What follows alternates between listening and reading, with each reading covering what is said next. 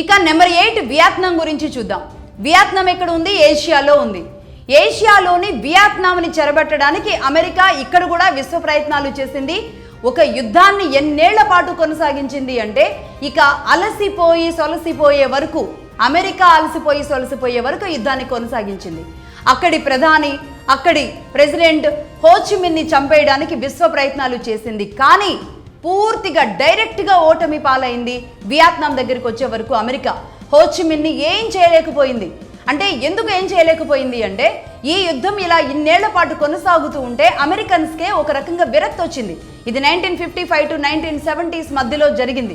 దాదాపుగా ఒక 15-20 ఏళ్ల పాటు ఒక యుద్ధం నడవడం అంటే గుర్తొచ్చినప్పుడల్లా తీసుకెళ్ళి ఒక బాంబు వేసేలాంటి ప్రయత్నాలు చేస్తూ ఉండడం అంటే మామూలు విషయం కాదు.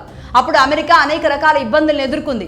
కాబట్టి అమెరికా మీద అమెరికన్స్కే ఒక వ్యతిరేకత వచ్చి తిరగబడేలాంటి పరిస్థితికి కారణమైన తర్వాత ఇక వాళ్ళ CIA దళాలు ఏవైతే ఉన్నాయో అవన్నీ వియత్నాం నుంచి వెనక్కి తిరిగి వచ్చేయాలి.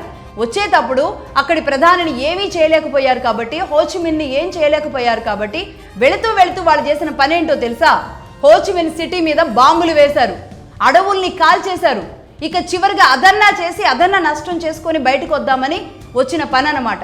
ఇంకా వచ్చేసిన తర్వాత ఏం చేశారో తెలుసా? ఇంక ఇది చెబితే నవ్వుతారు నిజానికి. సిల్వర్ స్టాలిన్ అనే ఒక హాలీవుడ్ యాక్టర్ ఉన్నారు కదా, ఒక హీరో. ఆ సిల్వర్ స్టాలిన్తో ఒక సినిమా తీసింది, అదే ర్యాంబో మూవీ.